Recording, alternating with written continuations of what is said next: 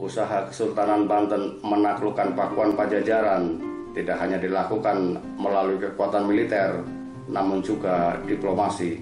Salah satunya melalui pertemuan antara Sunan Gunung Jati dengan Raja Pajajaran atas restu Kerajaan Demak.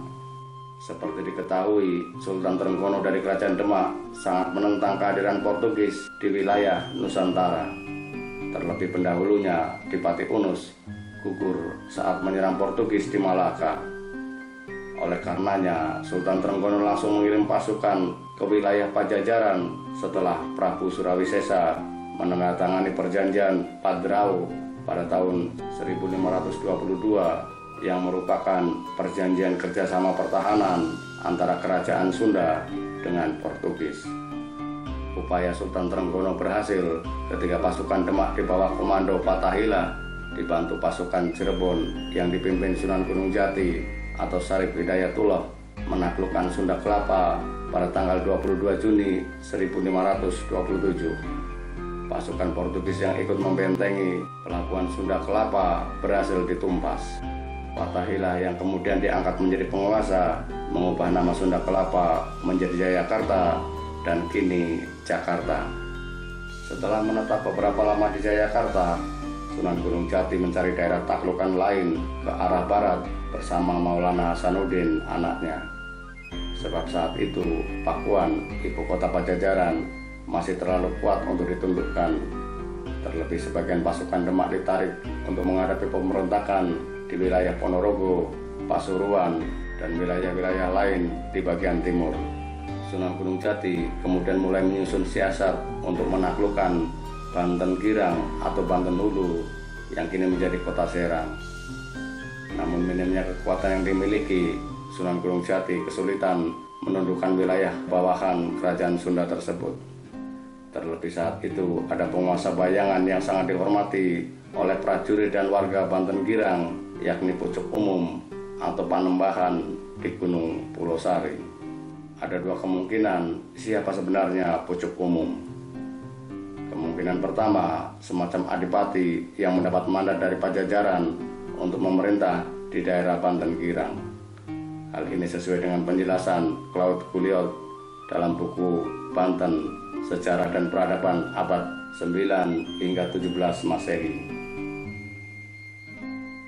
Kedua, nama samaran Prabu Nilakendra atau Tohan Dimajaya, Raja keempat Pajajaran yang berkuasa tahun 1551 hingga 1567 Masehi.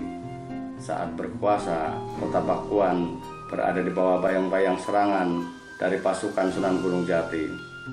Nilakendra kemudian lebih banyak menghabiskan waktunya di Gunung Pulasari di daerah Pandeglang sambil mempelajari ajaran aliran Tantra yang dianggap menyimpang oleh umat Hindu. Di masanya banyak dibangun rumah keramat atau bobot balai. Nilakendra juga membuat Nyi Buddha Sang Hyang Panji atau bendera keramat yang dipercaya dapat mengalahkan pasukan lawan. Gunung Pulasari berubah menjadi tempat keramat yang juga menjadi kediaman ratusan pendeta Tantra.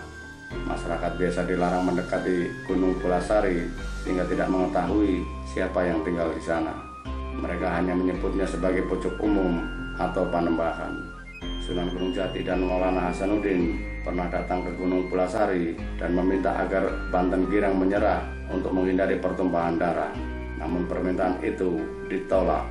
Pada tahun 1552, Sunan Gunung Jati akhirnya menggerakkan pasukan dan berhasil menaklukkan Banten Girang.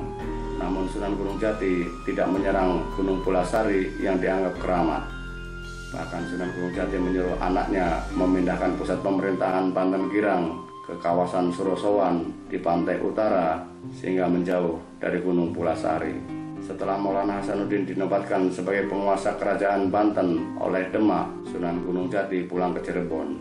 Sementara Hasanuddin mulai memperkuat pasukannya sebagai persiapan menyerang Pakuan. Sayangnya beberapa kali serangan yang dilancarkan selalu gagal. Pada tahun 1567, Prabu Nilakendra wafat dan digantikan oleh Raga Mulya yang dalam naskah Wangsa Sekerta disebut Prabu Surya Kancana dan dalam Carita Parahyangan dikenal dengan nama Nusiamula. Meski raja terakhir Pajajaran itu memerintah dari Gunung Pulasari, sebagaimana Nilakendra, pertahanan Pakuan tetap kokoh. Sampai meninggal pada tahun 1570, Maulana Hasanuddin alias Pangeran Sabah Kengking tetap gagal menaklukkan Pakuan.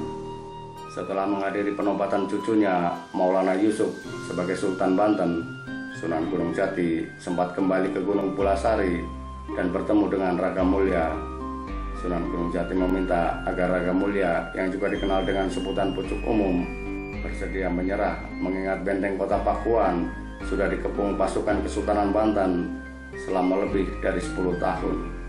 Namun Raga Mulya menolak karena telah menyerahkan komando benteng pertahanan kota Pakuan kepada para prajuritnya. Sunan Gunung Jati pun maskul dan pulang ke Cirebon.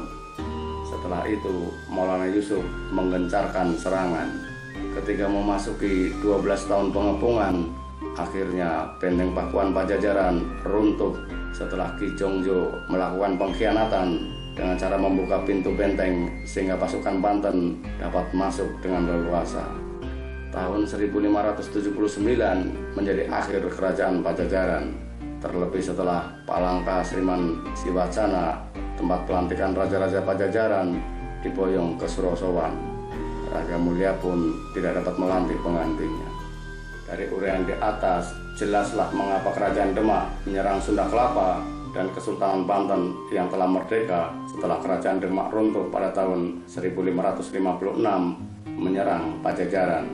Kita juga akhirnya tahu mengapa di Gunung Pulasari yang begitu keramat karena menjadi tempat terakhir penguasa Pajajaran yang beragama Hindu, terdapat tempat peribadatan Sunan Gunung Jati.